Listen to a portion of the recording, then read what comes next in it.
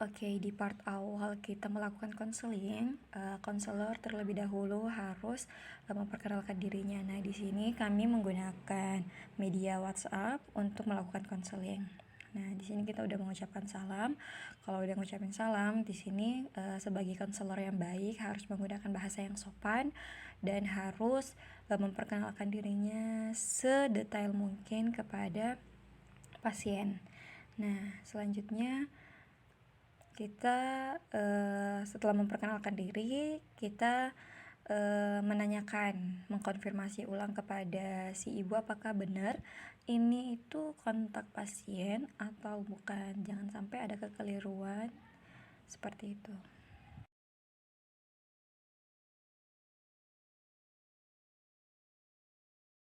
Nah, kalau udah terkonfirmasi bahwa benar ini kontak pasien, selanjutnya kita itu menjelaskan bahwa mengapa bisa kita menghubungi mereka. Nah, di sini kita harus menjelaskan bahwa kita punya juga bukti dari hasil laboratorium dan pemeriksaan sebelumnya bahwa anak si ibu ini, ibu pasien marasmus, benar-benar masuk dalam kategori gizi buruk yaitu marasmus. Nah, chatnya terus berjalan. Kalau udah gini, kita konfirmasi lagi kepada ibunya, apakah ia mau anaknya kita lakukan konseling.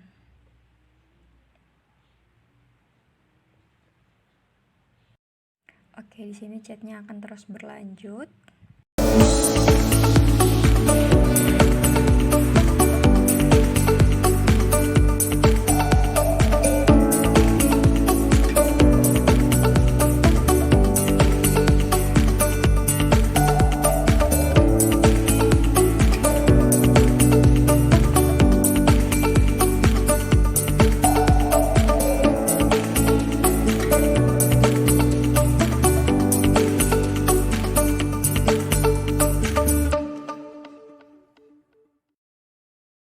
Setelah kita menjelaskan secara detail bahwa kita memiliki data dari laboratorium, kan di sini ibunya bertanya, terus saya harus bagaimana, Bu? Nah, di sini kita mulai menjelaskan bahwa kita akan melakukan konseling. Tapi terlebih dahulu kita harus bertanya dulu kepada ibunya. Ibunya tuh tahu nggak tentang penyakit marasmus ini? Kalau tidak, kita harus menjelaskan juga pada saat konseling, seperti itu.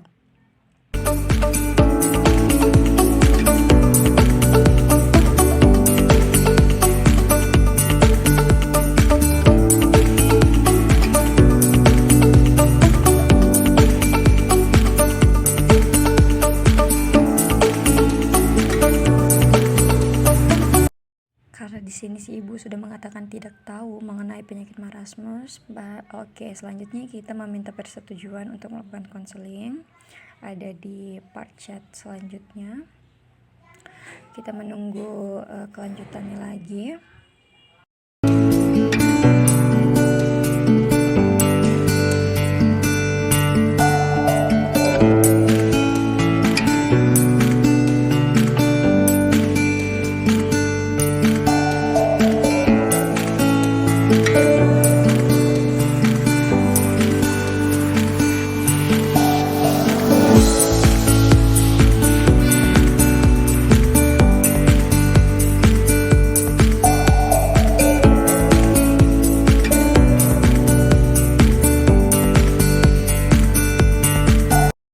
Selanjutnya kita harus menutup konseling sementara ini. Kita mengucapkan terima kasih atas waktu yang diberikan kepada ibunya juga, supaya ibunya itu tidak bosan kalau kita melakukan konseling, agar dia juga lebih peka terhadap kita sebagai konselor.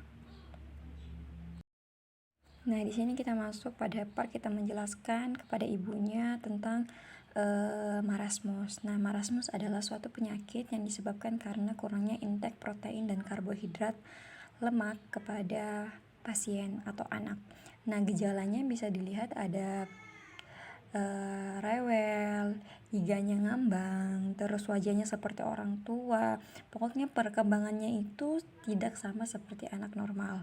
Nah, biasanya ini terjadi pada anak yang pada masa kandungannya ibunya itu tidak memenuhi standar gizi yang telah ditetapkan, baik itu melalui WHO atau pada saat si ibunya posyandu, atau bisa saja ibunya itu kurang edukasi, atau di sini pada saat masa periode emas atau 1000 HPK, 1000 hari pertama kelahiran, kecukupan gizi anaknya tidak cukup.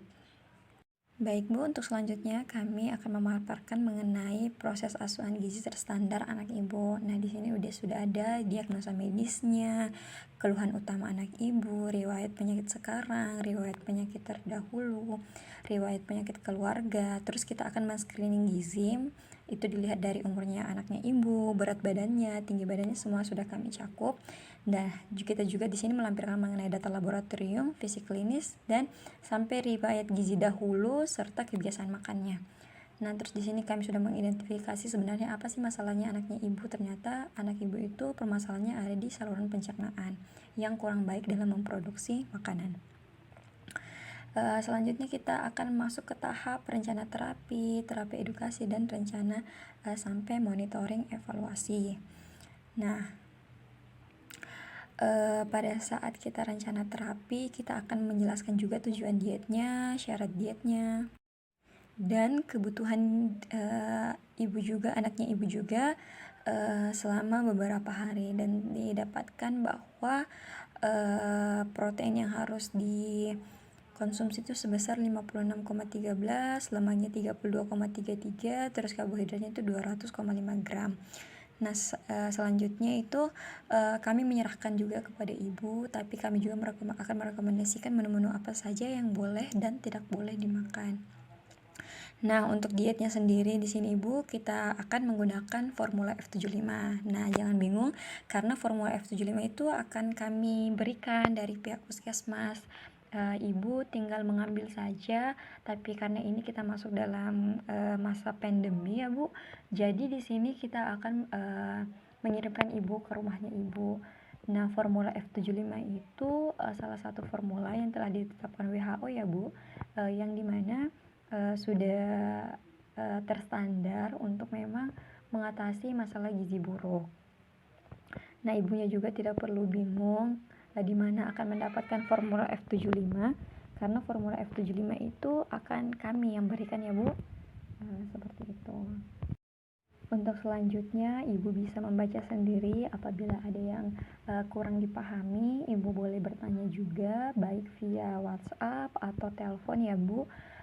Biarkan kita melakukan yang terbaik untuk anak ibu supaya anak ibu bisa kembali normal, karena memang kasus gizi buruk ini kasus yang mendunia ya Bu, yang memang bukan hanya ibu saja.